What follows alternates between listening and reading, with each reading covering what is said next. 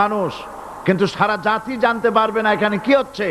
এই জন্য আমি আজকের বক্তৃতায় কি সব কথা আনবো, তাফসীরের মাধ্যমে কি সব কথা আসবে, তার একটা সামারাইজ, তার সার সংক্ষেপ, অর্থাৎ নিউজের হেডলাইন যেমন বলা হয় সেরকম কিছু কথা 2-1 মিনিটে বলেই কোরআন শরীফের তাফসীর শুরু করব। বেমাশিয়াতিল্লাহ, বিইজনিল্লাহ, বেফদলিল্লাহ। সেই কথাগুলি হচ্ছে, এই পৃথিবীতে নবী রাসূলগণের আগমন ঘটেছিল, উদ্দেশ্য ছিল এই আল্লাহর জমিনে আল্লাহর মানুষের উপরে আল্লাহর বিধান কায়েম করা।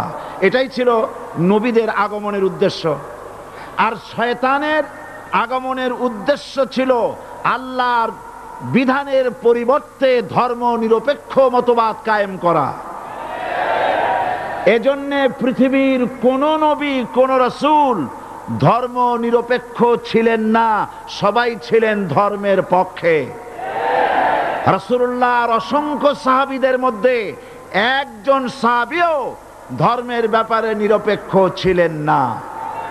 গোটা বিশ্বের সমস্ত মুহাদ্দিস, মুফাসসির এবং বড় বড় ওলামা, পীর বুজুর্গ, এমন একজন লোক পাওয়া যাবে না যিনি ধর্মনিরপেক্ষ মতবাদের অনুসারী ছিলেন। তাই ধর্মনিরপেক্ষ মতবাদের অনুসারী হওয়ার অর্থই হচ্ছে পবিত্র কোরআন হাদিসের সরাসরি অমান্য করা এবং আল্লাহ ও তার রাসূলের সাথে বিদ্রোহ ঘোষণা করার শামিল। ধর্মনিরপেক্ষ মতবাদ শয়তানের আবিষ্কৃত মতবাদ বলেই দুনিয়ার অধিকাংশ ইহুদি, খ্রিস্টান, মুশরিকরা এই মতবাদের অনুসারী। ইসলাম সম্পর্কে অনভিজ্ঞ পৃথিবীর কিছু কিছু মুসলিম দেশের কিছু কিছু নামধারী মুসলমান ধর্মনিরপেক্ষ মতবাদের ষড়যন্ত্রে পা দিয়েছে। আল্লাহ তাদেরকে রক্ষা করুন। আমরা বলি আমিন, সবাই বলি আমিন। বিশ্বের সমস্ত বিধানগুলোতে সেকুলারিজম, ধর্মনিরপেক্ষ মতবাদের অর্থ করা হয়েছে ধর্মহীনতা এবং ধর্ম বিরোধিতা। এর বাস্তব দৃষ্টান্ত আমরা দেখতে পাই বর্তমান যে সরকার আছে, তাই সেই সরকারের আমলের ভিতরে আমরা এই জিনিসটা দেখতে পাই। সত্য কিনা বলেন?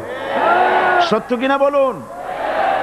এই দলটির নাম ছিল আওয়ামী মুসলিম লীগ। এই দলটির নাম ছিল কি?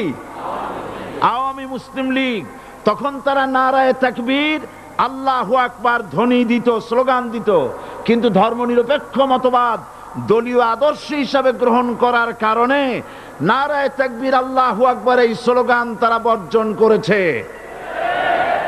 1972 সনে যখন তারা ক্ষমতায় এলেন, তখন সংবিধানের শিরোনামে মুসলিম প্রথা সিদ্ধ বিসমিল্লাহির রহমানির রহিম তারা পরিত্যাগ করেছিল।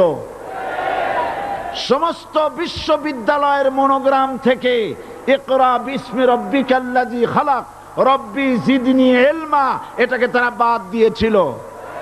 সলিমুল্লাহ মুসলিম হল, এই নাম থেকে মুসলিম শব্দ বাদ দিয়েছিল। নজরুল ইসলাম কলেজের নাম থেকে ইসলাম শব্দ বাদ দিয়ে শুধু নজরুল কলেজ করেছিল। এগুলি অসত্য না সত্য?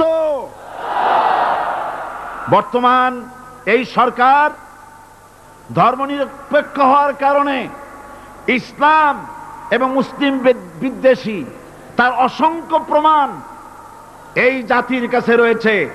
দেশের শ্রেষ্ঠ সন্তান হচ্ছে আলেম ওলামা, পীর বুজুর্গ। বলেন সুবহানাল্লাহ। দেশের শ্রেষ্ঠ সন্তান পীর মাশায়েখ আলেম ওলামাদের বিরুদ্ধে কোন জায়গায় কোনো দুর্ঘটনা ঘটলেই তাদেরকেই দায়ী করা হয়। হরকুতুল জিহাদ, লাদেন বাহিনী, তালেবান নাম করে আলেমদেরকে গ্রেফতার করে